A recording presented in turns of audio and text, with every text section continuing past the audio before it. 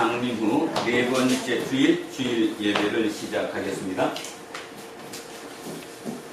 앞하는 순간에 우리는 2020년 6월이 다 끝나는 시점에 이르렀습니다. 아무도 미래를 예측할 수 없을 정도로 비상한 시대를 살고 있습니다. 오늘 예배에 참석한 우리는 지구를 비롯한 우주 전체를 창조하신 하나님을 믿는 사람들이니 어떤 상황에서도 평상심을 잃지 말고 늘 새롭게 시작하는 하나님과의 관계에 집중해야겠습니다. 찬양하라 내 영혼아, 찬양하라 내 영혼아, 온 마음과 정성 다하여 주 찬양하라.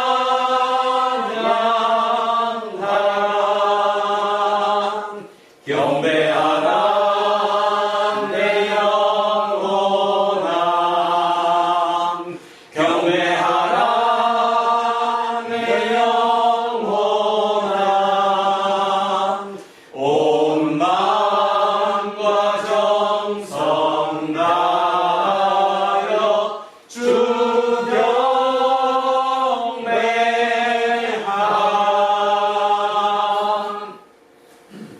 권능으로 이 세상을 통치하실 뿐만 아니라 비밀스러운 방식으로 현재 우리의 삶에 개입하시는 하나님, 우리는 지금 하나님을 예배하려고 모였습니다. 사람에 의해서 주장되거나 제한받지 않으시나 우리와 똑같은 처지로 낮아지기까지 세상을 사랑하고 다스리시는 하나님만이 우리의 경배와 찬양을 받으실 분이십니다.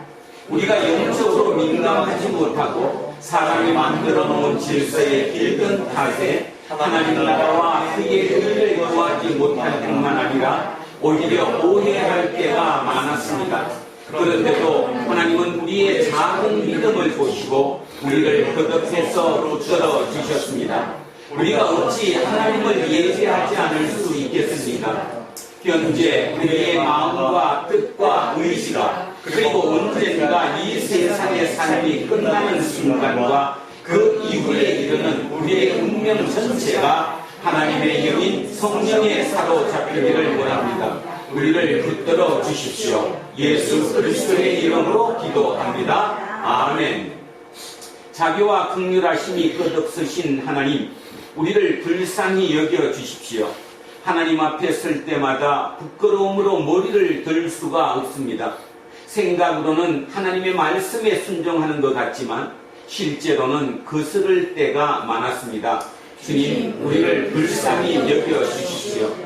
주님, 우리는 다른 이들과 끊임없이 비교하면서 상대적인 만족감에 떨어지거나 우리의 작은 능력에 감탄하면서 자아를 확대하는 일에 집착하곤 합니다. 사소한 것으로 인해서 삶의 용기를 잃기도 하고 때로는 신앙의 기쁨까지 빼앗기기도 합니다. 주님, 우리를 불쌍히 여겨 주십시오. 지난 한 주간에도 우리는 여러 사람을 만나기도 하고 많은 사건을 경험했습니다. 그 과정에서 의도하지 않은 우리의 말과 행동으로 인해서 상처받은 이들도 있습니다. 우리를 불쌍히 여겨 주십시오.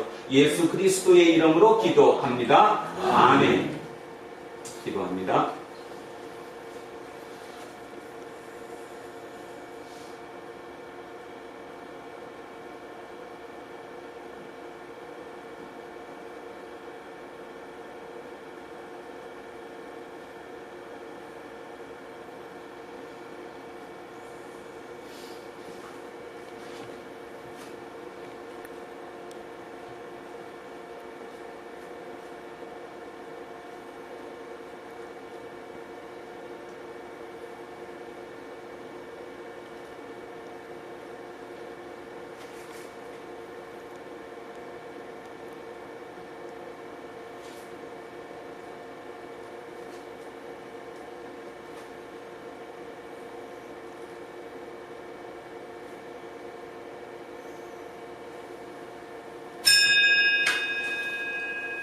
이제 저는 예배를 인도하는 목사로서 하나님의 놀라운 긍휼과 사랑에 근거해서 그리고 2000년 교회 예배 전통에 따라서 예수 그리스도의 이름으로 여러분에게 선포합니다.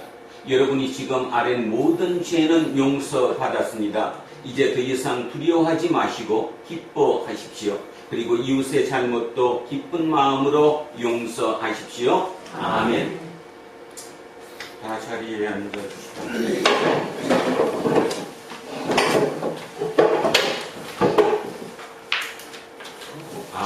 찬양을 드려야 되는데, 찬양은 오늘 뒤에, 주보 뒤에 제가 이렇게 박사를 해놨습니다.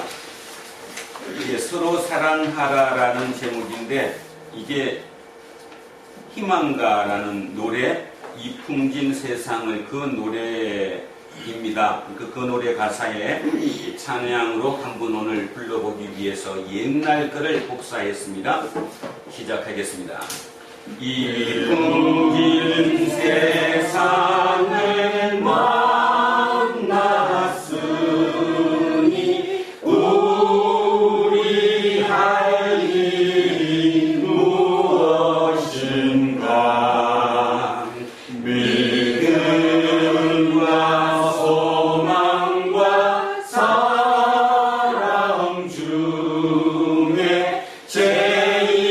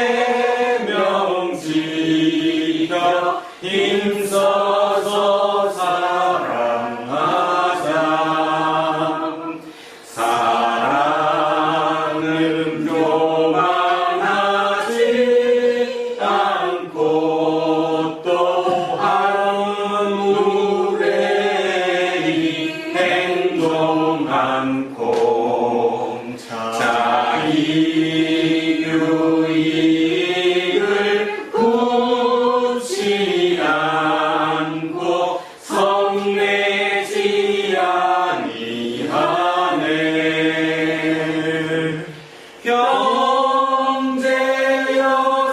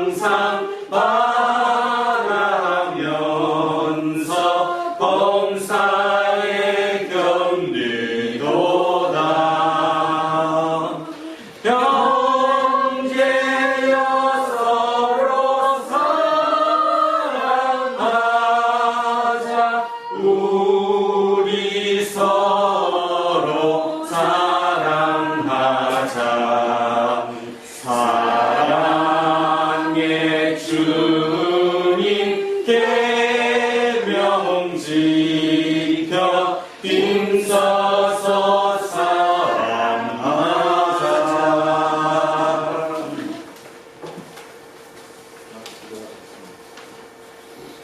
생명의 근원이 계시며 사랑과 은혜가 보완하신 살아계신 하나님 앞에 감사합니다.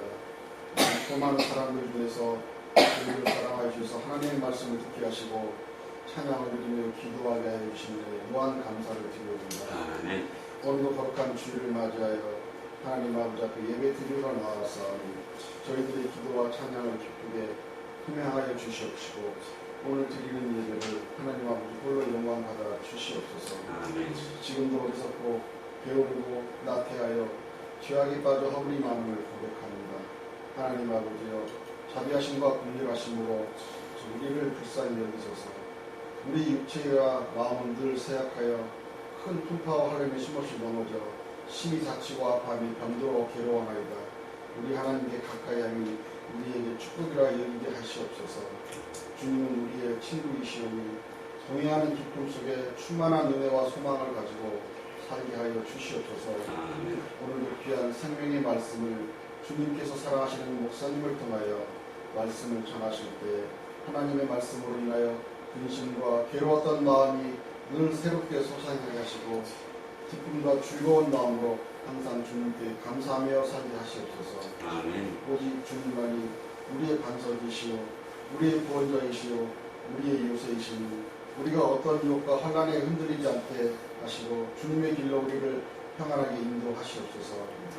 우리 불안되기를 위하여 기도를 들으시는 하나님이여 이곳은 귀하신 주님이 계신 성전으로서 주님 앞에 기도할 때마다 주님께서 들으시고 주님께 매주 언약을 늘 지키며 기뻐하며 즐거워하게 하옵소서.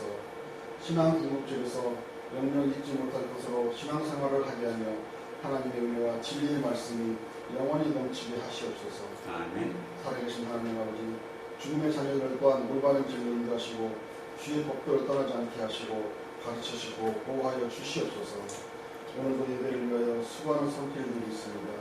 저들을 기억하여 주시고 저들의 손길에 하나님 아버지 축복을 내려 주시옵소서.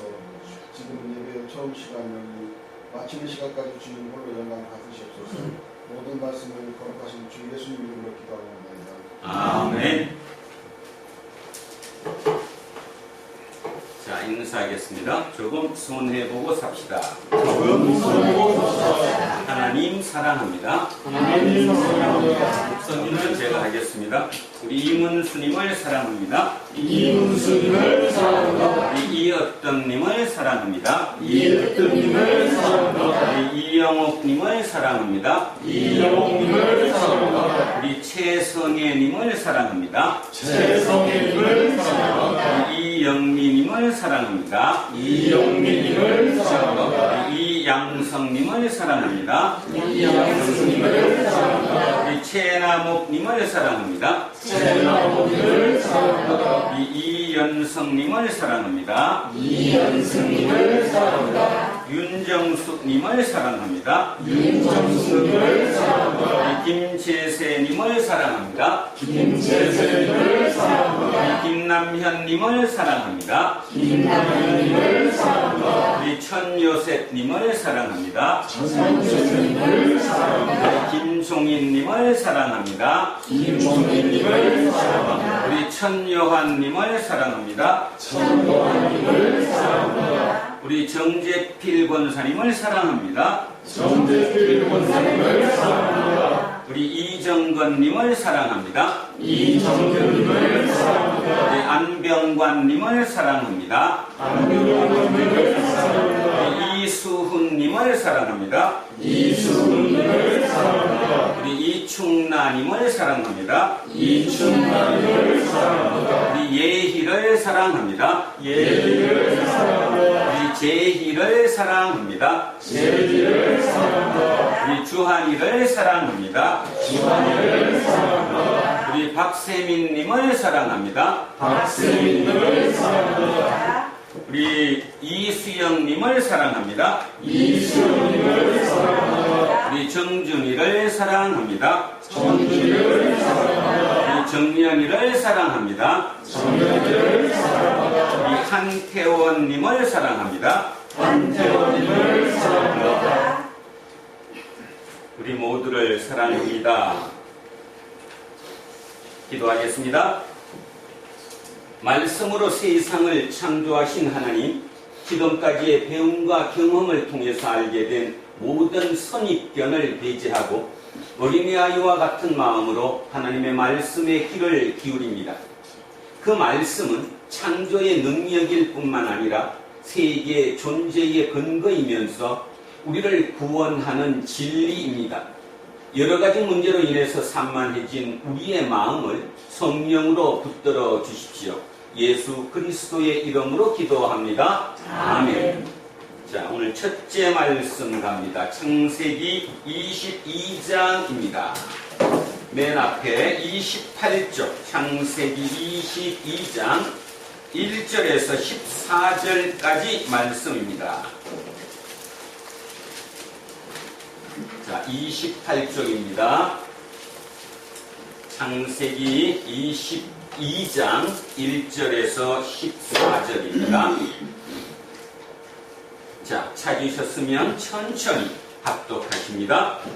그 일 후에 하나님이 아브라함을 시험하시려고 그를 부르시되 아브라함아 하시니 그가 이르되 내가 여기 있나이다. 여호와께서 이르시되 내 아들 내 사랑하는 자 이삭을 데리고 모리아 땅으로 가서 내가 내게 일러준 한 산 거기서 그를 번제로 드리라. 아브라함이 아침에 일찍이 일어나 나귀의 안장을 씌우고 두 종과 그의 아들 이삭을 데리고 번제의 나무를 쪼개어 가지고 떠나 하나님이 자기에게 일러준 곳으로 가더니 제3일에 아브라함이 눈을 들어 그곳을 멀리 바라본지라. 이에 아브라함이 종들에게 이르되 너희는 나와 함께 여기서 기다리라. 내가 아이와 함께 저기 가서 예배하고 우리가 너희에게로 돌아오리라 하고 아브라함이 이에 번제나무를 가져다가 그의 아들 이삭에게 지우고 자기는 불과 칼을 손에 들고 두 사람이 동행하더니 이삭이 그 아버지 아브라함에게 말하여 이르되 내 아버지여 하니 그가 이르되 내 아들아 내가 여기 있노라. 이삭이 이르되 불과 나무는 있거니와 번제할 어린 양은 어디 있나이까. 아브라함이 이르되 내 아들아 번제할 어린 양은 하나님이 자기를 위하여 친히 준비하시리라 하고 두 사람이 함께 나아가서 하나님이 그에게 일러주신 곳에 이른지라. 이에 아브라함이 그곳에 제단을 쌓고 나무를 버려놓고 그의 아들 이삭을 결박하여 제단 나무 위에 놓고 손을 내밀어 칼을 잡고 그 아들을 잡으려 하니 여호와의 사자가 하늘에서부터 그를 불러 이르시되 아브라함아 아브라함아 하시는지라. 아브라함이 이르되 내가 여기 있나이다 하매 사자가 이르시되 그 아이에게 내 손을 대지 말라. 그에게 아무 일도 하지 말라. 내가 내 아들 내 독자까지도 내게 아끼지 아니하였으니 내가 이제 놓였다 하시고 안수하시니 여자가 어떻게 하고 하나님께 영광을 돌리는지라. 대강장이 예수께서 안식일에 병 고치는 것을 분내어 우리에게 이르되 일할 날이 엿새가 있으니 그 동안에 와서 고침을 받을 것이요 안식일에는 하지 말 것이니라. 주께서 대답하여 이르시되 외식하는 자들아 너희가 각각 안식일에 자기의 선한 나귀를 외양간에서 풀어내어 이끌고 가서 물을 먹이지 아니하느냐. 그러면 열흘 동안 사탄에게 매인받은 이 아브라함의 딸을 안식일에 이 매임에서 푸는 것이 합당하지 아니하느냐. 예수께서 이 말씀을 하시매 모든 반대하는 자들은 부끄러워하고 온 무리는 그가 하시는 모든 영광스러운 일을 기뻐하니라. 아멘. 자, 오늘은 이름 없는 의인들이라는 제목으로 하나님의 말씀의 은혜를 나누자 합니다. 자, 잠시 동영상을 보고 이어가겠습니다.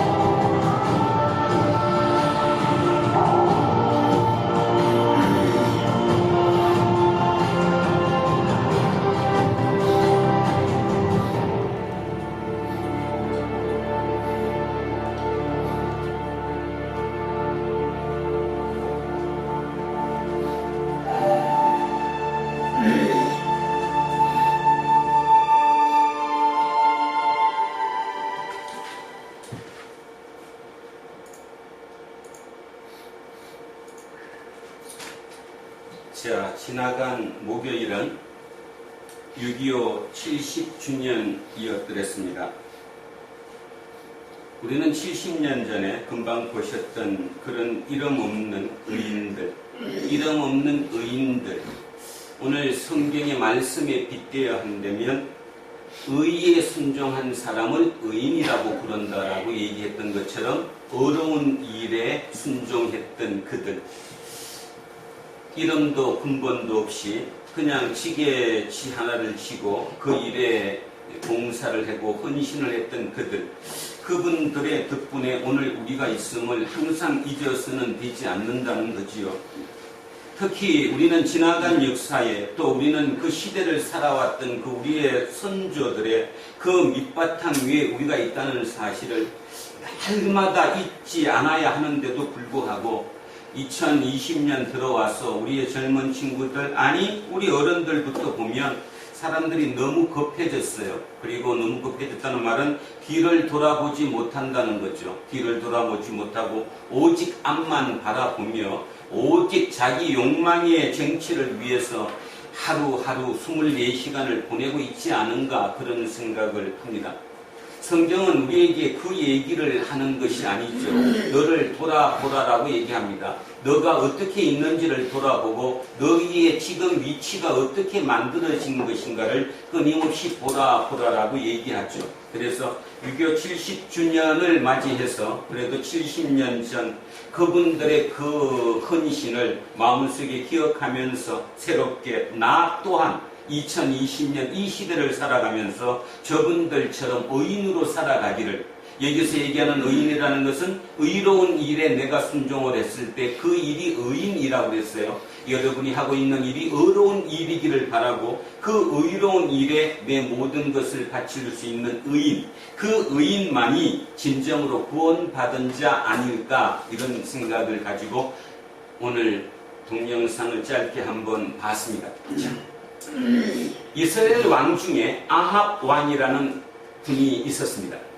아마 여기 성경을 오래 공부를 하셨거나 성경을 오랫동안 읽어봤던 분들 중에 아합 왕을 모르는 사람들은 그 없을 것입니다. 아마 성경에서 가장 악한 왕의 손꼽을 하면 손꼽힐만 할걸요. 그 중에 들어간 사람이 바로 아합이라는 왕입니다. 아합 왕은 지금으로부터 2870여 년 전, 그러니까 꽤 오래됐죠. 2870여 년 전 북이스라엘의 왕이었습니다. 그 아버지가 오므리 왕이라는 분이었는데 그 왕이 혼란했던 그 정세 속에서 왕권을 쥐고 왕권을 강화시켰던 왕이 오므리 왕이었고 그 아버지를 이어받았던 왕이 아합이었습니다. 아합은 상당히 오랜 기간이죠. 22년 동안 왕 위에 있었는데요. 그럼에도 불구하고 왜 그가 성경에서 그렇게 욕먹는 악한 왕의 한 명이 되었을까를 우리는 지금부터 잠깐 살펴보고자 합니다. 아합 왕은 아버지가 왕권을 강화해서 이제 만들어 놓은 그 왕위를 가지고 진짜 왕권 강화와 두 번째는 국민들을, 백성들을 잘 먹고 잘 살게 하기 위해서 경제적으로, 정치적으로, 국방적으로 나라를 강화시켰습니다. 그 중에 어떤 정책을 썼냐 하면, 이제 세계사 시간으로 돌아가 볼게요, 한번. 2870년 정도 전이라고 했습니다. 약 2800년 정도 전에 지중해를 중심으로 하는 그 곳에서 가장 강력한 국가가 있었는데 그 국가가 네 글자입니다. 뭐죠? 세계사. 해상무역을 중심으로 했고 지중해를 중심으로 해상무역으로 문명을 발전시켰던 굉장히 강력한 국가가 있었는데 그 국가가 바로 페니키아입니다. 우리는 페니키아 하면 뭐를 떠드느냐 하면 아마 학교 다닐 때 이거 배웠죠. 알파벳이 어디서 나왔어요? 페니키아 문자죠. 페니키아 문자에서 우리 지금 쓰는 영어의 알파벳이 시작된 곳입니다. 그러니까 어느 하나의 문자가 시작됐다고 한다는 말은 2800여 년 전 그 시대로 따져보면 굉장히 강력한 아주 강한 나라였다는 거죠. 그 페니키아라는 나라는 일종의 도시 도시국가 공동체였는데 그 페니키아 중에서도 가장 강력한 도시국가가, 그러니까 지금으로 따지면 미국의 전 세계에 가장 강력한 나라인데 그 나라 중에서도 가장 강력한 도시가 어디냐? 뉴욕이죠. 우리는 뉴욕이라는 말을 써요. 똑같은 개념이에요. 페니키아라는 국가 중에 가장 강력한 도시국가, 그 도시가 어디였냐 하면 시돈이었습니다. 시돈. 그 시돈의 왕의 딸, 그러니까 뭐예요? 왕의 딸이면 누구예요? 공주. 그 공주 이름이 바로 이세벨이었습니다. 누구였다고요? 이세벨. 자, 그 이세벨. 그 이세벨과 결혼 동맹을 맺었죠. 무슨 왕이? 아하방이. 사랑해서 결혼했어요? 정책적으로 결혼했어요? 정착적으로. 정략 결혼을 했어요. 자, 이유. 왜 거기를 잡아야 하느냐? 시돈을 왜 잡아야 하느냐? 이유는 시돈이 페니키아의 강력한 해상 세력일 뿐더러, 자, 중요한 것은 뭔가 하면 거기를 통해야지만이 경제를 발전시킬 수 있잖아요. 무역을 할 수 있게 되고 경제를 발전할 수 있게 돼요. 자, 시돈 입장에서는 어떤 입장이 있느냐 하면 바로 남쪽에 있는 이스라엘로부터 식량을 공급받기가 편해졌죠. 이제 교류를 맺게 되면. 거기는 식량이 부족한 나라였으니까. 예수님 시대에도 그랬잖아요. 예수님 시대에도 갈릴리에서 나오는 식량이 다 어디로 갔어요? 두로와 시돈으로 갔어요. 그래서 그들이 갈릴리 사람들이 배가 고팠어요. 우리 일제강점기 시대에 저 군산이라는 곳에 그 군산 김해평야, 그죠? 아니 김제평야, 그런 큰 평야에서 만든 쌀이 다 어디로 갔어요? 일본으로 가버렸어요. 그래서 그들은 배고팠어요. 똑같은 거죠. 갈릴리 사람들이 예수님 시대도 그렇게 배고팠어요. 다 글로 갔기 때문에.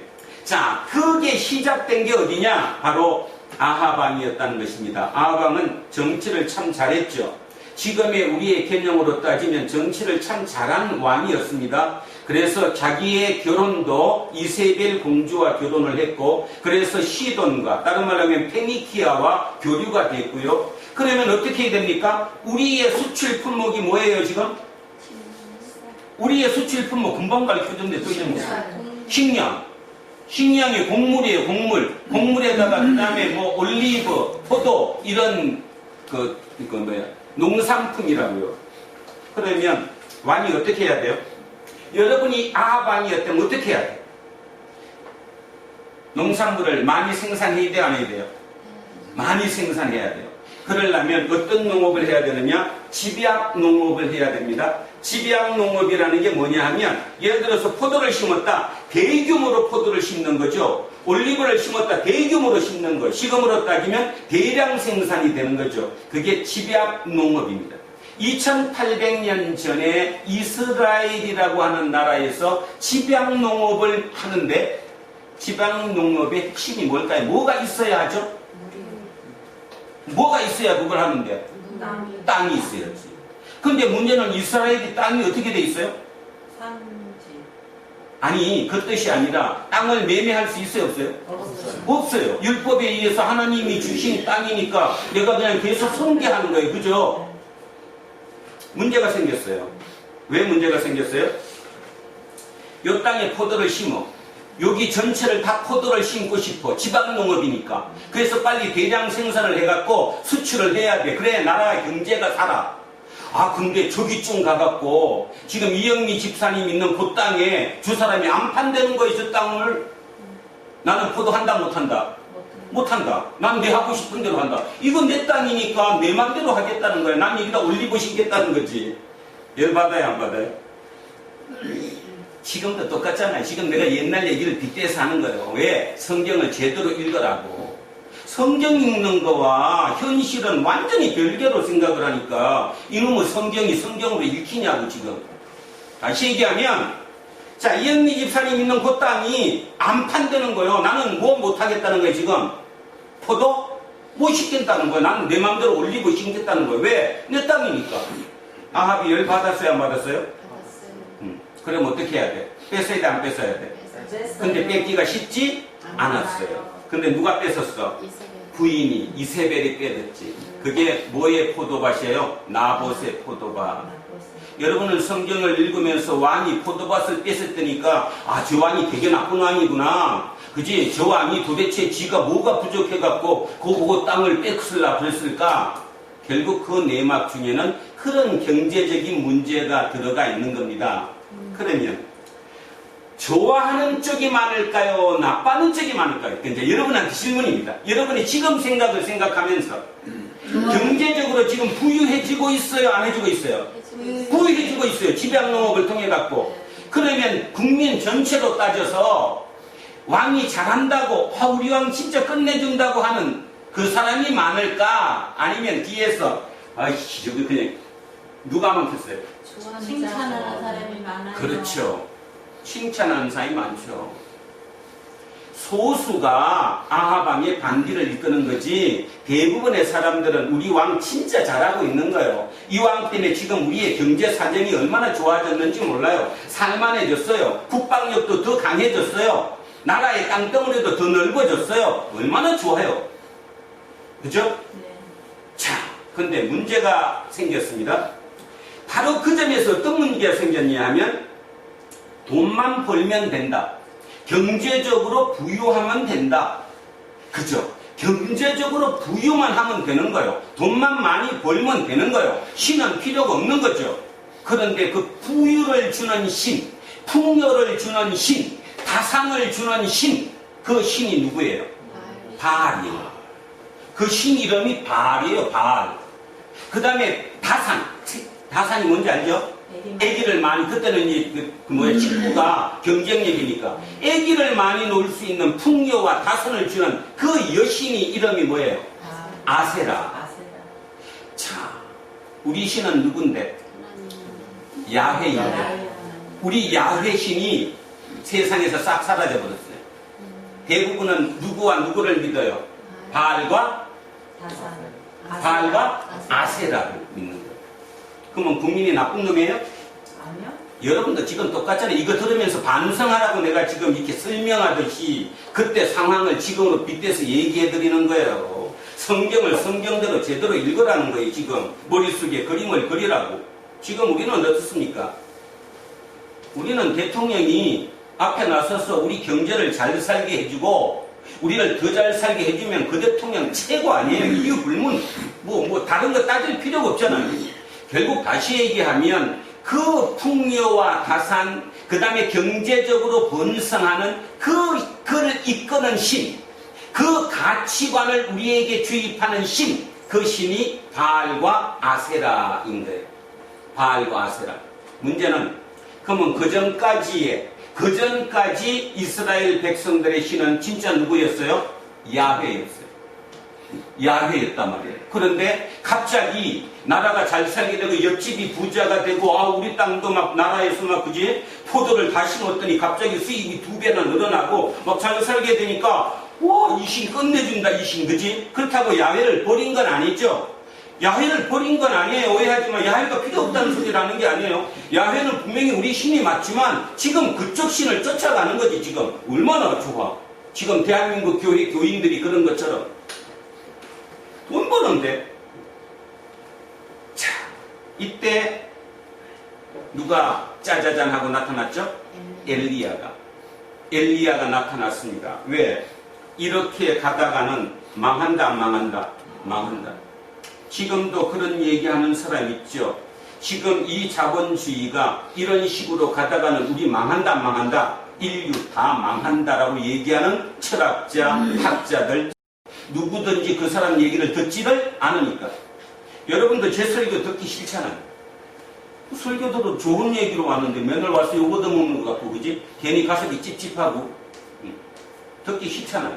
그러나 얘기하는 사람은 있다는 것입니다. 누구든지 그런 얘기를 하는 사람이 있는 거예요. 자, 이래서는 안 된다. 우리 어느 정도에서 멈춰야 된다. 자, 바로 엘리야가 그 사람이었습니다. 엘리야의 마지막 수단 뭐라고 얘기했어요? 비를 멈춰라. 가뭄을 줬단 말이에요. 가뭄. 그러면 뭐가 멈춰져요? 비가 안 오면 뭐가 무용지물이 되는데? 그렇지. 집약농업이고 뭐고 간에 비가 안 오면 모든 게 게임 끝인 거예요. 엘리야는 어떻게 판단했느냐 하면 이 비를 주는 신이 누군가를 따져보자는 거예요. 다시 얘기하면 엘리야가 얘기하는 것은 잘 산다 못 산다 이걸 갖고 따지는 게 아니라 당신들의 사고가 지금 잘못됐다는 거예요. 사고가 쉽게 얘기하면 잘 살게 하는 것도 누구고? 하나님이고 못 살게 하는 것도 하나님이고 그 뜻에 순종해서 가장 정의로운 옳음을 향해서 가야 하는데 당신들은 지금 옳고 그런 건 따지지 않고 나한테 이익이 되느냐 손해가 되느냐만 따져서 그쪽으로 대세가 기울어진 거 아니냐 이 말입니다. 그래서 왕에게 가죠. 뭐라고 얘기합니까? 바알 선지자 400명 아니 450명 바알 선지자 450명 아세라 선지자 400명 또한 몇 명? 850명을 모아둬라. 850명을 모아라. 그러면 나하고 1대 850으로 내가 한번 게임을 해보겠다. 1대 850 굉장히 중요한 의미입니다. 지금 세상은 어떨 것 같습니까? 지금 세상이 1대 850 정도 될까요? 아니 아마 1대 8만 5천일걸요? 1대 8만 5천? 진짜 그렇습니다.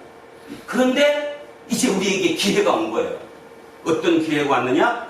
판이 바뀌었어요.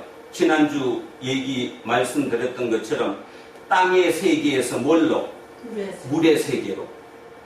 이제는 땅의 세계에서 날고 기었던 사람들, 나이가 많은 우리 같은 이 날고 기었던 이 사람들이 힘을 쓰지 못하는, 그래서 젊은 애들이 물에서 거북이 놀듯이 물이 노는 그 시대로 시대가 바뀌어버린 거예요.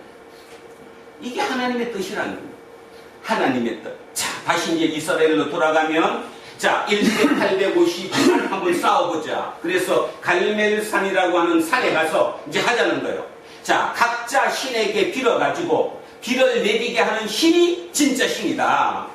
그치? 네. 다시 얘기하면 당신들 지금 백성들은 우둔해가지고 무조건 나한테 이익이 되는 힘적으로 모든 마음이 싹 기울었는데 지금 엘리야는 그 기울어진 마음을 되찾고자 하는 거예요. 못 산다는 걸 얘기하는 게 아니에요. 오해하지 마세요. 돈을 안 벌겠다 이런 개념을 얘기를 하는 게 아니라 돈을 벌고 안 벌고의 문제가 아니라 그 모든 것이 우리가 누구의 자식이라는 거예요. 누구의 자식? 하나님 야훼의 내가 자식이고 내가 야훼의 자손이라는 거예요. 그걸 증명해 보겠다는 겁니다. 그런데 일대 맨 첫 번째 타조로 누가 나섰어요? 바알 선지자. 몇 명이? 450명. 450명이 나가서 뭐 무설하고 자기들 나름대로의 제사를 지내고 막 했죠? 근데 비가 내려요, 안 내려요? 안 내려요. 두 번째 타자로 이제 누가 나섰어요? 엘리야가 나섰어요.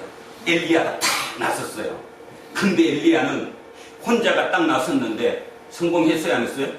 했어요. 근데 성공이 어느 정도였냐 하면 그 불붙이라고 하는 그 양에 갔던 그 놓고 번제 불을 태워야 되는데 거기다 물까지 갖다 부었어요. 양동이로. 그러면 불 붙기가 쉬워요, 어려워요? 어려워요. 물을 부으면 불이 잘 안 붙잖아요. 네. 그런데도 불구하고 물까지 부었어요. 그 말의 의미가 뭡니까? 내가 확신한다는 겁니다. 그게 믿음이라는 거예요. 근데 하늘에서 불이 내려서 그걸 태웠어요, 안 태웠어요? 태웠어요. 그랬더니 지금 또 남은 세력이 있는데 누구지? 아세라 선지자 몇 명? 포기해버리고 도망갔어.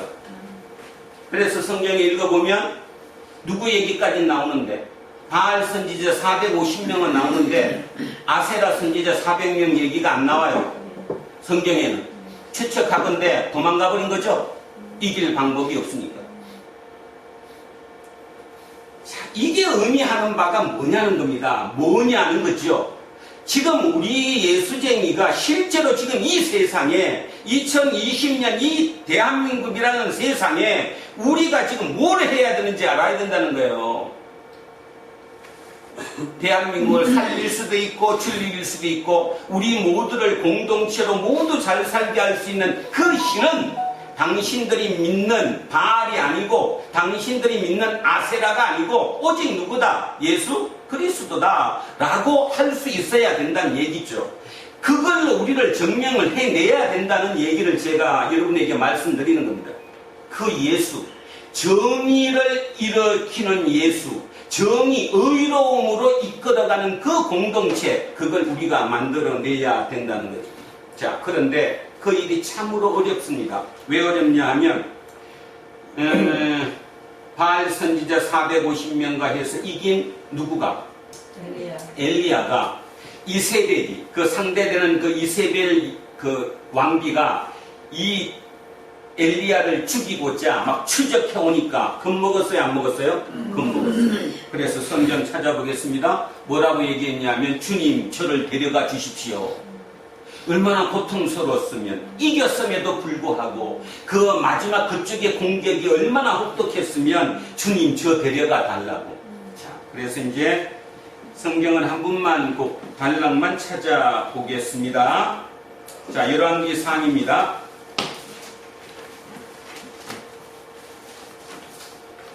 자, 열왕기상 547쪽쯤 제가 이제 몇 개만 읽겠습니다. 547쪽 열왕기상 18장입니다. 자, 한 번만 그냥 이제 중요한 부분만 제가 체크 한번 하겠습니다. 자, 열왕기상 18장 547쪽이에요. 거기 19절 제가 한번 읽겠습니다. 19절. 자, 19절 두 번째부터 읽습니다. 온 이스라엘과 이세벨의 산에서 먹는 바알의 선지자 450명과 아세라의 선지자 400명을 갈멜산으로 모아 내게로 나아오게 하소서. 자, 그래서 바알 선지자 450명, 아세라 선지자 400명을 갈멜산으로 불러달라. 자, 그 다음 22절입니다. 22절. 엘리야가 백성에게 이르되 여호와의 선지자는 나만 홀로 남았으나, 줄 치세요. 나만 홀로 남았으나. 이 마인드가 대단하죠. 이 마인드가 절대적인 850명 속에 나만 남았다는 거예요. 그런데도 나만 남은 그가 거기에 도전을 한 거예요, 지금. 자, 다시 읽습니다. 엘리야가 백성에게 이르되 여호와의 선지자는 나만 홀로 남았으나 바알의 선지자는 450명이로다. 나만 홀로 남았어요. 자, 이렇게 이겼습니다. 자, 뒷장 넘어가서 38절에 보면 이제 이긴 결론이 나와요. 38절. 이에 여호와의 불이 내려서 번제물과 나무와 돌과 흙을 태우고 또 또랑에 물을 핥은지라. 자, 이렇게 해서 이제 비가 내렸어요. 자, 그랬는데 이제 도망을 가고 있는 거죠. 자, 19장 10절 갑니다. 19장 10절. 자, 19장 10절 제가 읽습니다. 그가 대답하되 내가 만군의 하나님 여호와께 열심히 유별하오니 이는 이스라엘 자손이 주의 언약을 버리고 주의 제단을 헐며 칼로 주의 선지자들을 죽였음이오며 오직 나만 남았거늘 그들이 내 생명을 찾아 빼앗으려 하나이다. 그러니까 어떡하라? 나를, 내 목숨을 데리고 가십시오. 난 이제 못 살겠으면 도저히 못 하겠습니다. 저를 데리고 가십시오. 자, 그랬더니 18절입니다. 오늘은 이제 이 18절이 키포인트이다. 하나님이 이렇게 말씀하시는 거예요. 18절. 그러나 내가 이스라엘 가운데에 7,000명을 남기리니 다 바알에게 무릎을 꿇지 아니하고 다 바알에게 입맞추지 아니한 자니라. 자, 제가 이걸 읽으면서 여기서 울컥했어요. 아, 엘리야는 나 혼자라고만 생각했는데, 혼자 850대 1에서 내가 이겼다고 생각했는데, 그래서 이기고 난 다음에 그쪽의 공격이 너무 혹독해서 주님, 하나님, 나 이제 나 좀 데려가 주세요. 이렇게 했는데 하나님은 지금 뭐라고 말씀하시는가 하면, 야, 이 사람아, 남아있는 사람이 몇 명이야? 7,000명이에요. 7,000명. 엘리야가 이긴 거는 엘리야 때문에 이긴 것이 아니라 몇 명 때문에 이긴 거예요? 7,000명 때문에 이긴 거예요. 제가 오늘 아침에 그런 생각을 해봤습니다. 그때 당시 2800여 년 당시에 북이스라엘의 인구가 도대체 얼마였을까? 아마 70만 명? 그죠? 만약에 70만 명이었다면 7,000명이면 100분의 1이에요. 100분의 1이면 100명 중에 1명이 흔들리지 않은 거예요. 그 세상의 조류에. 이해가요? 세상의 조류에 흔들리지 않고 그래도 끝까지 옳음을 잡고 의를 잡고 양해를 잡고 간 사람의 바알에게 입 맞추지 않았다는 말은 거기에 내가 끌려들어가지 않았다는 거예요. 7,000명이 있었다는 거예요. 만약에 조금 더 확대해서 140만 명의 인구였다면 200명 중에 1명이 안 갔다는 거예요. 그러니 누가 이길 수밖에 없어요? 누가 이길 수밖에 없냐고? 하나님이 이길 수밖에 없지. 엘리야가 이긴 이유가 엘리야 때문이 아니라 이 7,000명 때문에 이긴 거죠. 아까 동영상 보셨듯이 결국 그 전쟁에서 우리가 살아남아 지금 여기까지 70년 동안 이 정도 위치까지 온 것은 그 지게로 지고 그 탄약과 보급품을 날라줬던 그들 때문에 우리가 있는 거지. 그것 때문에 이긴 거지. 그런데 지금 우리의 문제는 뭐냐 하면 딱 두 가지입니다. 어떤 전쟁을 한다거나 전투를 할 때 자기가 앞장서고 싶어요. 그 말은 영웅이 되고 싶어요. 누구든 영웅이 되고 싶지 무명의 이름 없는 뒤에 그 일을 하는 것을 탐탁치 여기지 않아요. 다시 얘기하면 2020년도 대한민국의 예수쟁이들은 지금 아주 큰 싸움을 하고 있습니다. 보통 싸움이 아니죠. 가치관의 싸움을 하고 있거든요. 근데 그 가치관의 싸움인데 형편없이 무너지고 있는 거예요. 지금 850대 1 정도가 아닐 거니까요. 85,000대 1? 아니 그 일이 빙신이 돼버리는데 병신 만드는데 가족 중에도 그렇게 만드는데 저 무능한 놈 세상에 오름만 갖고 어떻게 살아? 너 처자식 어떻게 먹여 살릴 건데? 오름의 가치를 따지지 않고 오직 이기는 자가 승리한 거라고 믿는 거죠. 그 결과가 어떻습니까? 그 결과가 어제 인터넷 뉴스를 읽는데 저는 이제 그런 거 되게 클릭 안 하면 이제 칼럼이나 사설을 많이 읽지 어떤 그 기사 같은 걸 잘 안 읽는데 그게 너무 강하게 제목이 써져서 제가 그거를 클릭하게 되었습니다.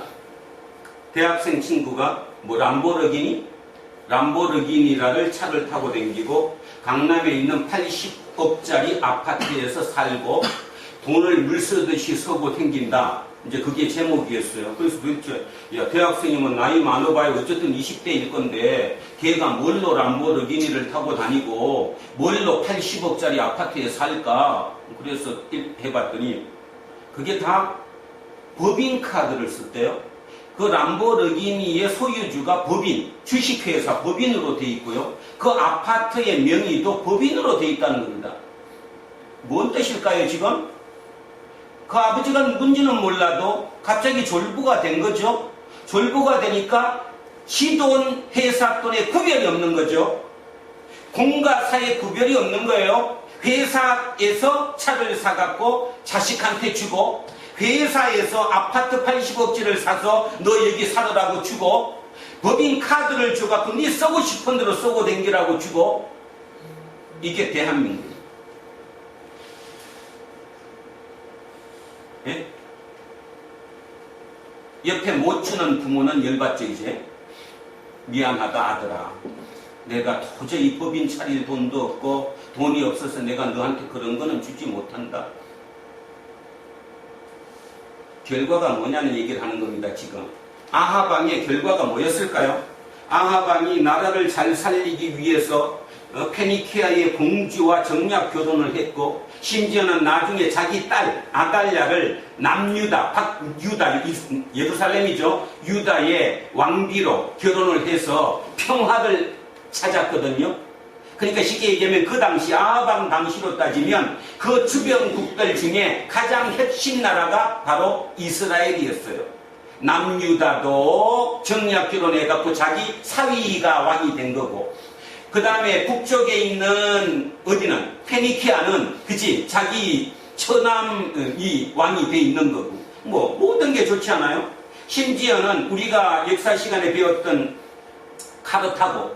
카르타고는 페니키아의 식민지였거든요. 그 카르타고가 이세벨 왕비의 고모가 그 왕이 여왕.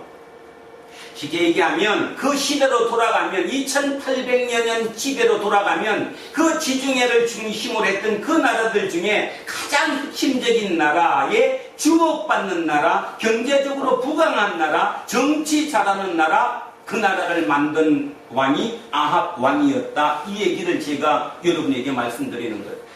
결과는 어떠냐 이런 뜻입니다. 결과는 어떠냐? 성경은 가장 악한 왕으로 기록되고 있다는 거죠. 그럼에도 불구하고 우리는 지금 성경을 어떻게 읽는가? 우리는 오늘도 하나님을 찾아와서 하나님께 무슨 말씀 듣기를 원하는가? 아까 그 아버지처럼 제발 하나님 부탁하건대 내가 법인은 못 차려도 그래도 한 10억짜리 아파트 하나는 줘갖고 우리 애 결혼시킬 수 있는 자금은 주셔야 되는 거 아닙니까? 하소연하고 있는 부모 아닐까? 정리를 하면 하나님이 오늘 우리에게 주는 메시지는 딱 정해져 있습니다. 너가 의로운 길을 가면, 의로움에 순종하면 바로 너가 의인이다. 그 의인이 많을수록 그곳이 하나님의 나라다. 하나님의 나라는 하나님의 의가 통하는 나라, 하나님의 의로 이루어지는 나라지 너네들의 욕구로 이루어지는 나라가 하나님의 나라가 아니다. 고로 하나님의 나라를 올려면 나를 따라야 되는데, 나를 따르려면 자기를 뭐하고? 그러면 자기 부인이 새롭게 오늘 와닿죠? 자기 부인이 뭐예요? 무명으로 이름 없어도 헌신하라는 거예요. 아까 지게 부대 그 군인들처럼. 아니 아하방과 결투를 벌였던 이 엘리야의 영웅을 만들어준 7,000명 남은 자처럼 그렇게 살아라는 거예요. 근데 왜 너네들은 못 사느냐? 옆집 때문에 못 살지, 친구 누구 때문에 못 살고, 고등학교 다닐 땐 그 친구나 나나 뭐 비슷하게 잘 대충 공부도 그럭저럭 했는데 걔는 지금 돈 벌어서 막 그렇게 폼 잡고 사는데 나는 이 모양 이 꼴이야. 날마다 열등감 속에 쩔어 살아. 그리고는 하나님한테 하소연해. 하나님 나 어떻게 해요? 그러니까 하나님이 하실 말씀이 없지. 하실 말씀이 무슨 하실 말씀이 있어요. 근데 성경은 얘기하고 있잖아. 이 말씀을 통해서 우리에게 메시지를 주고 있는데도 우리는 그 메시지를 받아들이지 못하는 거예요. 다시 얘기하면 엘리야가 그 힘든 전투 속에서 오직 나만 남았다고 얘기했는데 하나님은 마지막에 이렇게 말씀하십니다. 너만 남은 게 아니야 이 사람아. 7,000명 남았어. 7,000명. 너는 얼굴도 모르지만 그 7,000명 때문에 너가 이긴 거야. 너 하나였다면 나는 너를 버릴 수 있어. 그런데 그 이름 없이 자기를 드러내지 않고 요소요소에 박혀서 진짜 흔들리지 않고 가치관이 지켜준 그 7,000명. 그 7,000명 때문에 너가 이긴 거야 얘기하는 거야. 그러니 엘리야가 바뀔 수밖에 없죠. 주님 나 데려가세요. 그 소리 못하지 이제.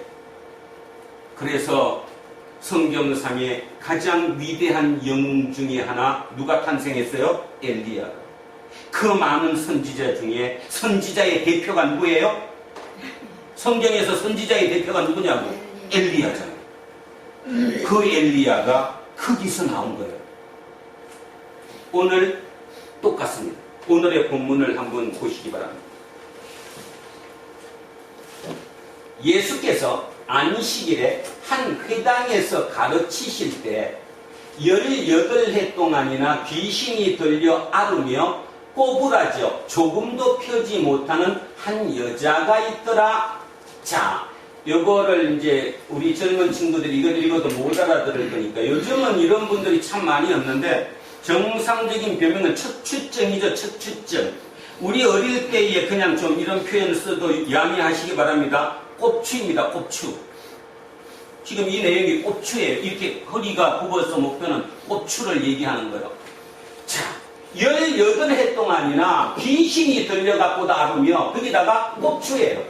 그러니까 자, 그런데 예수께서 보시고 불러 이러시되 여자여 내가 내 병에서 놓였다 하시고, 아마 우리는 이걸 그냥 글자로 읽지만 2000년 전에 이 회당으로 돌아가면 이 꼽추 이 여인은 예수님이 자기를 보고 여자여 이 표현에 그냥 펴졌을 거예요. 이게 뭔 뜻이냐 하면 여자여가 우리의 어감으로 보면, 우리 대한민국을 살아가는 우리의 어감으로 보면 예수님이 자기 어머니한테도 뭐라고 그랬죠? 여자여 그랬잖아요. 그러니까 좀 속된 표현 쓰면 아니 아들이 엄마한테 어떻게 여자 얘기 말도 안 된다 이렇게 하지만, 실은 이 여자여라는 표현이 지금으로 따지면 부인, 부인. 지금 쉽게 말해서 존칭이에요. 존칭. 가장 따뜻하게 부르는 존칭이 바로 여자여라는 표현입니다. 그러니까 여자여라는 표현이 우리가 어감으로 들으면 안 돼요. 그러니까 엄마 이거보다도 더 멋지게 펴는 표현이 바로 여자여 이런 뜻이거든요. 그러면 이 꼽추인 이 여자 입장에서 자기가 태어나서 누구한테도 단 한 번이라도 그런 표현 들었을까 안 들었을까? 못 들었죠. 못 들었죠. 스스로 이미 주눅 들어있죠. 이걸 어떻게 나가요? 밖에도 못 나가죠. 그 시대만 하더라도 병 걸린 게 뭐의 결과죠? 죄의 결과잖아요. 죄의 결과. 죄의 결과로 내가 이게 병이 들어서 이렇게 났으니 이 사람이 어디 밖에 나가요? 못 나가지. 당연한 거거든요. 그렇게 자존심이고 뭐고 다 꼬부러져 있는, 진짜 몸만 허리만 꼬부라져 있는 게 아니라 마음 자체가 완벽하게 꼬부라져 있는 그 사람에게 예수님은 여자여 이렇게 불러줬어요. 내가 병에서 놓였다 하시고, 자, 안수하시니 거기다 뭐까지 했어요? 안수가 뭐예요? 손을 대는 거, 손까지 대줬어요. 그 거룩한 납비가. 그러니 뭐 난리가 난 거죠. 자, 여자가 곧 펴고 하나님께 영광을 돌리는지라. 해당장이 예수께서 안식일에 병 고치시는 것을 분내어 무리에게 이르시되 일할 날이 엿새가 있으니 그동안에 와서 고침을 받을 것이요 안식일에는 하지 말 것이니라 하거늘. 자, 뭔 뜻일 것 같습니까? 지금 이 회당에 병자들이 꽤 와 있어요, 안 와 있어요? 꽤 와 있어요. 온 이유. 병 고치려고. 누가 병 고치니까? 예수님이 병 고친다니까 그냥 여기만 가면 이제 살 수 있다고 지금 와 있는 거예요. 그러니까 그 중에서 한 명, 그 척추가 꼬부라진 꼽추를 예수님이 고쳐주셨어요. 그러니까 회당장이 이제 열받았죠? 근데 보세요. 회당장이 얼마나 매너가 있습니까? 만약에 회당장이 매너가 없는, 쉽게 얘기해서 좀 엘리트가 아닌 그냥이었다면 누구한테 하지 말라고 그래야 돼요? 지금 누가 행위를 했잖아. 지금 누가 예수님이 이렇게 안수를 하고 행위를 했잖아. 누구한테 멈추라고 그래야 돼요? 예수님한테 멈추라고 그래야지. 하지 마십시오 이렇게. 그런데 여기서 질문 하나를 먼저 드리겠습니다. 아니 예수님이 어떻게 회당에서 설교를 하셨을까요? 예전에 이 당시로 돌아가면 회당 예배는 1부, 2부, 3부로 이루어집니다. 1부는 기도합니다. 기도문이 많아요. 시편도 일종의 기도문이죠. 그런 기도문을 모든 사람들이 쫙 이제 읽는 거예요.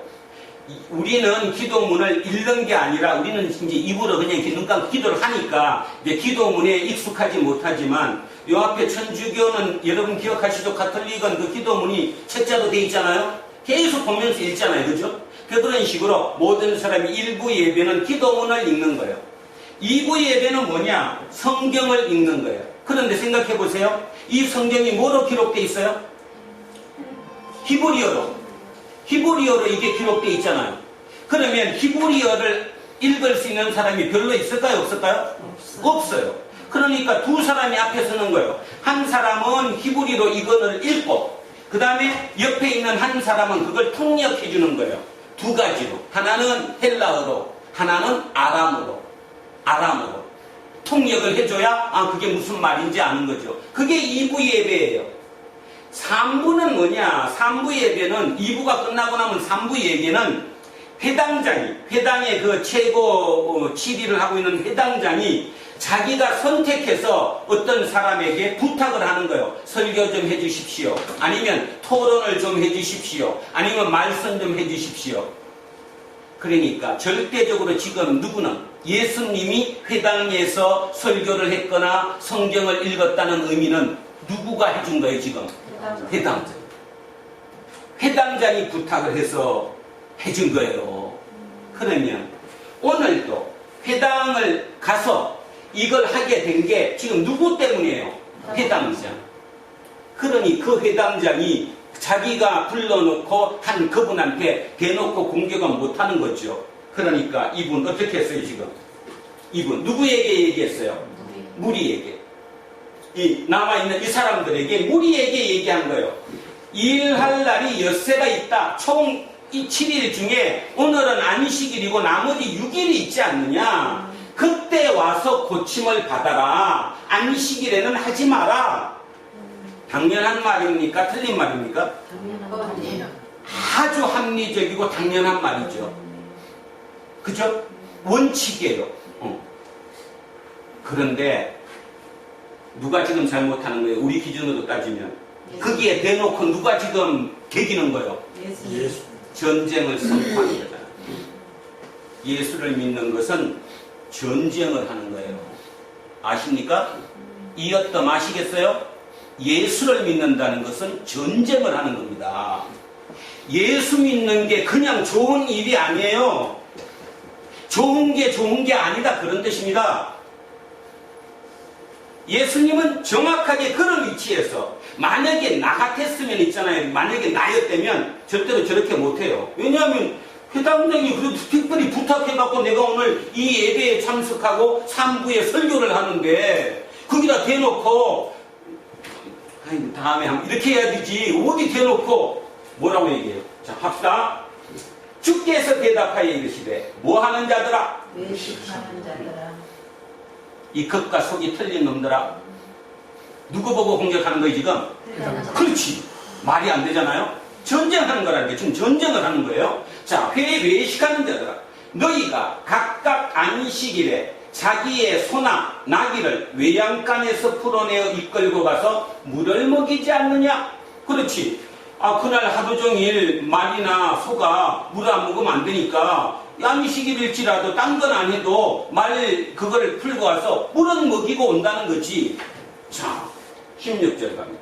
그러면 18해 동안이나 사단에게 매임받은 이 아브라함의 딸을, 아브라함의 자손을 안식일에 이 매임에서 푸는 것이 합당 옳은 일이 아니냐? 이게 옳은 일 아니냐?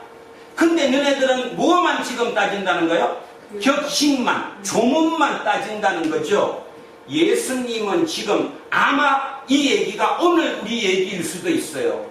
오늘도 우리는 이 조문에 급격해요. 주일 성수해야 된다. 새벽 기도 나와야 된다. 이 코로나19 때문에 여기 교회 못 오는 거 그거 죄다. 집에서 드리는 예배는 다 거짓말이다.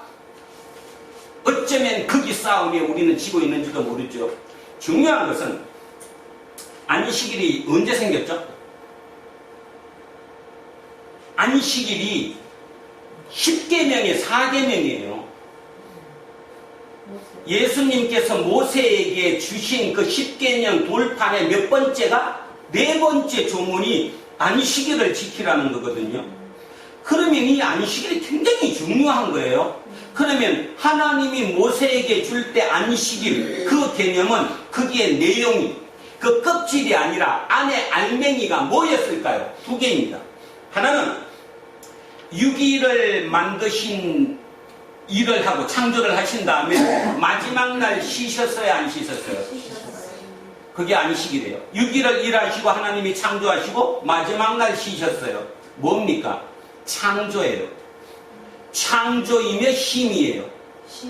자, 두 번째는 뭐냐 하면 이스라엘 사람들이 애굽에서 종노릇, 노예로 있던 사람들을 탈출시켰어요, 안 시켰어요? 시키고 준 거예요. 그럼 뭐예요? 해방이에요. 해방. 그러니까 우리의 안식일과 그 이집트에서 탈출했던 그 초대 그 이스라엘 사람들, 그 사람들의 안식은 개념 자체가 완전히 틀렸을 거예요. 생각해 보세요. 노예 입장에서 안식이 있어요, 없어요? 없어요. 그 사람에게 무조건 하루를 쉬어라, 안식해라. 해방이거든요. 결국 그 해방은 생명이에요. 창조고 해방이니까 내 생명. 이거보다 더 중요한 게 없는 거죠. 그래서 10계명의 네 번째 계명으로 안식일을 지키라고 준 거예요. 그게 본질이에요. 그런데 1500년을 이어오다 보니까 이제 변했어요, 안 변했어요? 뭐가 변했어요? 안에 있는 본질은 다 없어지고 껍질만 남은 거예요. 예수님은 지금 그 얘기를 하고 전쟁을 하는 거예요. 이거를 바꾸지 못하면 하나님은 없다. 하나님은 사랑이고 하나님은 생명이고 하나님은 해방이다.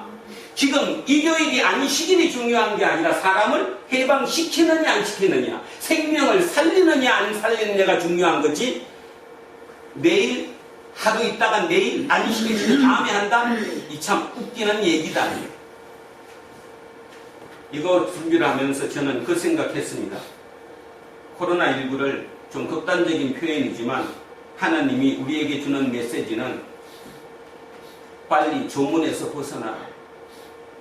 진정한 생명이 뭐고, 진정한 평화가 뭐고, 진정한 해방이 뭐고, 너가 도대체 누구인지 빨리 뛰어서 앞만 보고도 쫓아가던 그 상태에서 이제 눈 감고 너를 한번 돌아봐라.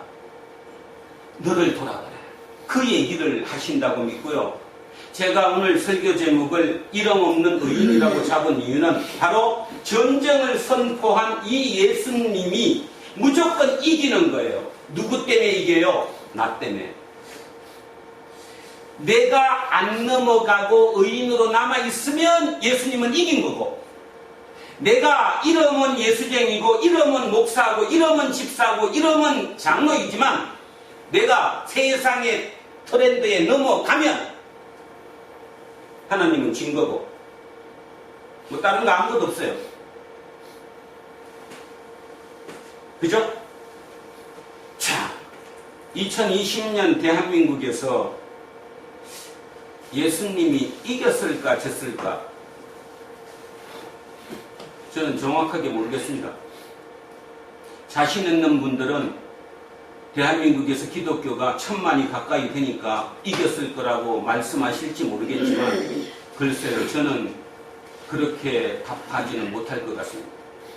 과연 엘리야가 850대 1에서 이겼는데 하나님이 너가 이긴 이유가 남아있는 7,000명이 있었다는 그 사실을 알고 그 엘리야 선지자가 모든 삶이 바꿔서 진짜 선지자의 최후의 이름으로, 선지자 하면 첫 번째 이름으로 엘리야가 떠오르는 것처럼 예수 그리스도는 그 엘리야보다 더한 진짜 선지자였고 우리의 구세주였음에도 불구하고 그 싸움은 아직도 끝나지 않았고 지금도 이어지고 있다는 거죠.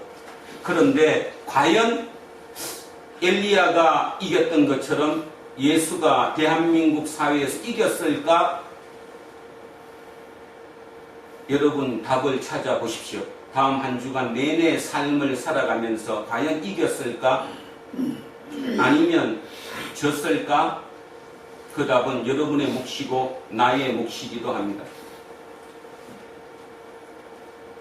어떻게 제 개인적으로 얘기를 잠깐 드리면 이 누가복음을 안 했어야 되는데 물론 안 했어야 된다는 게 아니라 누가복음 이렇게 차례대로 이렇게 가다가 보니까 진짜 거북한 얘기들이 상당히 많습니다. 그리고 우리를 자극시키는 것도 많고 진짜 들어야 될 얘기들이 상당히 많았다는 거죠. 목회를 오래 하면 할수록 그 본문을 찾아서 그냥 하면 뭐 좀 거칠고 듣기 싫은 본문들은 다 빼고 좋은 본문만 갖고도 충분히 할 수 있습니다. 근데 우리가 이렇게 이어서 설교를 하다가 보니까 빼먹을 수가 없어서 모든 것을 다 지금 보고 있는 중이지요. 그러다 보니까 상당히 부담스러울 것이라고도 생각됩니다. 그렇다고 해서 또 제가 안 할 수는 또 없잖아요. 그죠? 이 본문이 저한테 그렇게 들어왔는데 그런 메시지로 제가 받아들였으면 그렇게 또 여러분에게 선포를 해야 되는 것이지 그 중에 줄일 것 줄이고 그냥 좋게 포장해서는 얘기 못 하잖아요. 앞으로도 어떨지 모르겠습니다. 저는 매주 한 주밖에 안 살아요. 다음 본문도 보지 않고 오직 그 한 주에 그 본문만 가지고 머릿속에서 묵상하고 하나님의 답을 구합니다. 그런 답이니까 혹여라도 많이 부담되신다 하더라도 더욱더 힘내시고 그것이 결국 나를 살리고 있는 길이라는 것. 어찌 보면 진짜 내가 복받았구나. 왜? 지금 수술 중이니까. 나를 수술 중이니까. 그래서 진짜 건강해지고 진짜 하나님 앞에 당당히 설 수 있는 우리를 만들어 가고 있는 과정이라는 사실을 잊지 말고 열심으로 한번 하나님께 쫓아갈 수 있었으면 좋겠습니다. 자, 오늘 마무리를 1절부터 다시 합니다.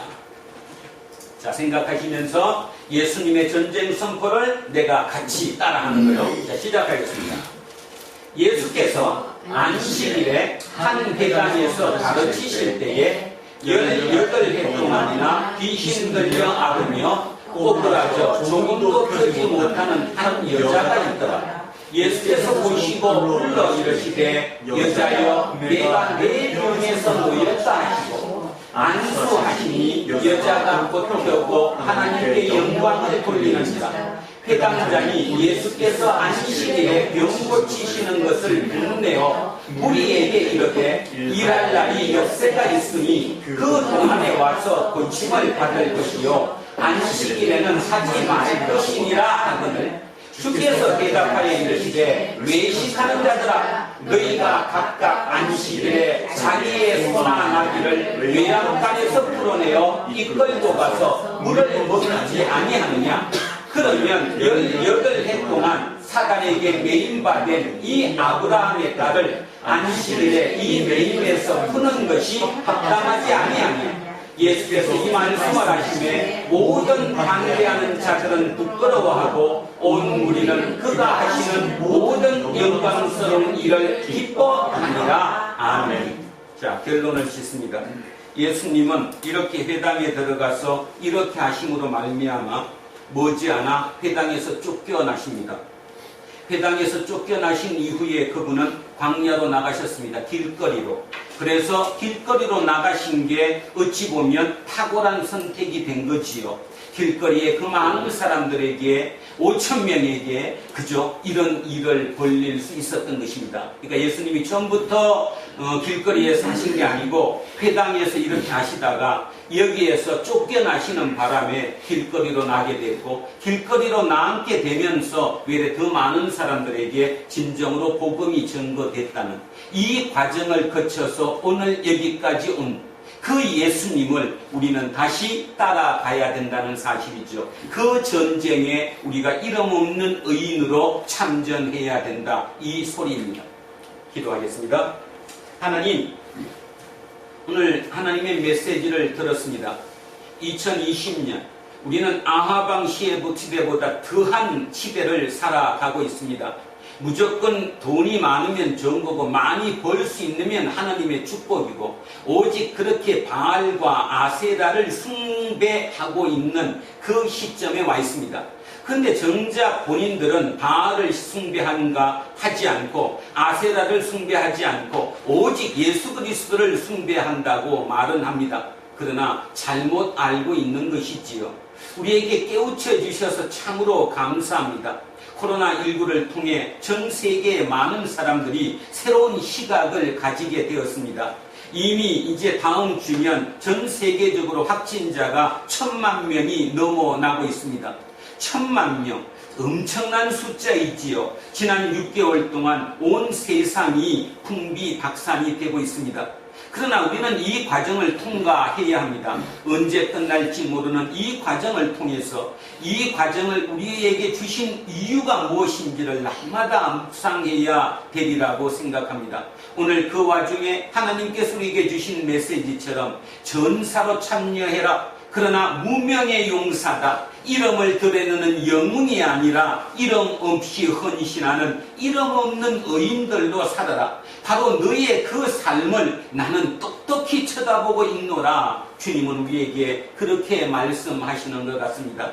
오늘까지의 내 삶이 의인의 삶이 아니었다면 이제 오늘 이후부터라도 의의에 순종하는, 의의를 쫓아가는 의인의 삶을 살겠습니다. 성령님 함께 하시고 도와주십시오. 우리 두란노 공동체를 그런 공동체로 세워주시고 이 공동체로 말미암아 세상이 조금 더 의롭고 조금 더 따뜻하게 될 수 있도록 우리를 인도하옵소서. 특별히 이 중에 있는 우리의 젊은 친구들에게 새로운 시각을 열어주시고 이들로 말미암아 새로운 판을 짜는, 새로운 게임을 체인저로 새로운 게임을 판을 만드는 우리 모두가 되게 하옵소서.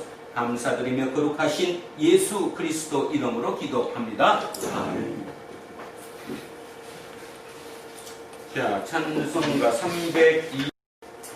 푸른 바다 서리고 어디든지 가오리라. 괴로우나 즐거우나 주만 따라가오리니 어느 누가 막으리까 죽음인들 막으리까 어느 누가 막으리까 죽음인들 막으리까 아벌골짝 빈들에도 복음 들고 가오리다.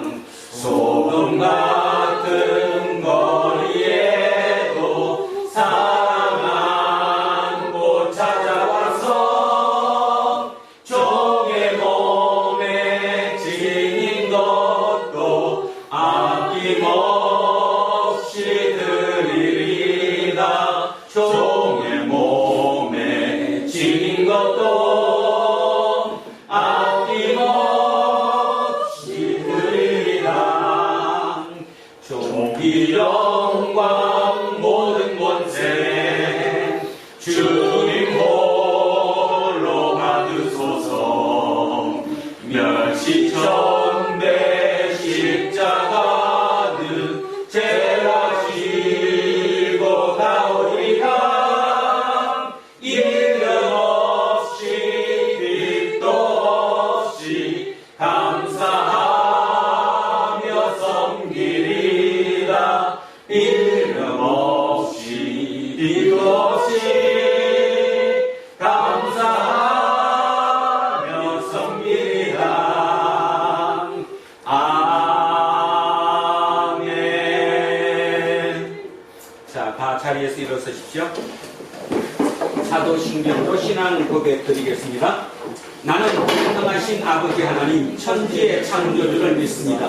나는 그의 유일하신 아들 우리 주 예수 그리스도를 믿습니다. 그는 성령으로 잉태되어 동정녀 마리아에게 나시고 본디오 빌라도에게 고난을 받아 십자가에 못 박혀 죽으시고 장사된 지 사흘 만에 죽은 자 가운데서 다시 살아나셨으며 하늘에 오르시어 전능하신 아버지 하나님 우편에 앉아 계시다가 거기로부터 살아있는 자와 죽은 자를 심판하러 나오십니다. 나는 성령을 믿으며 거룩한 교회와 성도의 교제와 죄를 용서하는 것과 몸의 부활과 영생을 믿습니다. 아멘.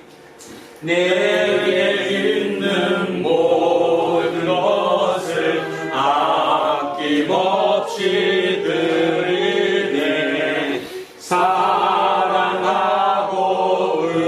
의지하며 주만 따라 살리라.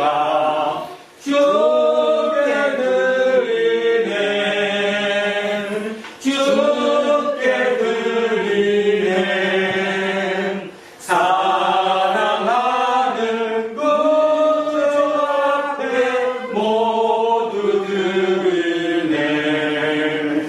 사랑하는 주님께 모두 드립니다. 정말로 모두 드립니다. 이 예물에 우리의 온 마음을 담아 함께 올려드립니다. 주님, 우리 마음에 임하셔서 주님의 뜻을 이 땅에 실현하옵소서. 그 도구로 우리의 몸을 주님께 드리오니 주님 기뻐 받아 주시옵소서. 감사드리며 거룩하신 예수 그리스도 이름으로 기도합니다. 아멘. 우리는 세상이 읽고 있는 성경이다. 우리는 세상이 보는 신앙 고백이다. 우리는 세상이 관심받는 설교다. 하늘에 계신 우리 아버지, 아버지의 이름을 거룩하게 하시며 아버지의 나라가 오게 하시며 아버지의 뜻이 하늘에서와 같이 땅에서도 이루어지게 하소서. 오늘 우리에게 일용할 양식을 주시고 우리가 우리에게 잘못한 사람을 용서하여 준 것 같이 우리 죄를 용서하여 주시고 우리를 시험에 빠지지 않게 하시고 악에서 구하소서. 나라와 권능과 영광이 영원히 아버지의 것입니다. 아멘. 오늘 주신 말씀에 새 힘 얻어서 세상으로 나가서 살아갈 때는 나 혼자 힘으로 늘 부족하오니 주여 나를 도우사 승리하게 하소서. 아멘. 이제 성령 강림 후 넷째 주일의 공동 예배가 끝났습니다. 각자 처한 삶의 자리로 돌아가십시오. 예배 전체 과정을 통해서 우리는 삼위일체 하나님에게서 오는 생명의 빛을 경험했습니다. 이 기쁨을 안고 자기를 부인하며 이름 없는 의인으로서 예수 따르미로 살아가십시오. 이제는 우리 주 예수 그리스도의 은혜와 하나님 아버지의 영원 무궁하신 사랑과 성령님께서 함께 하시고 우리의 길을 인도하심이 오늘도 이름 없는 의인으로 살아가기로 소원하고 다짐하는 우리 모두에게와 우리의 자녀들과 가정 위에 일터와 사업체 위에 그리고 이 나라 이 민족 위에 이제로부터 영원토록 함께 하시기를 간절히 축원하옵나이다. 아멘.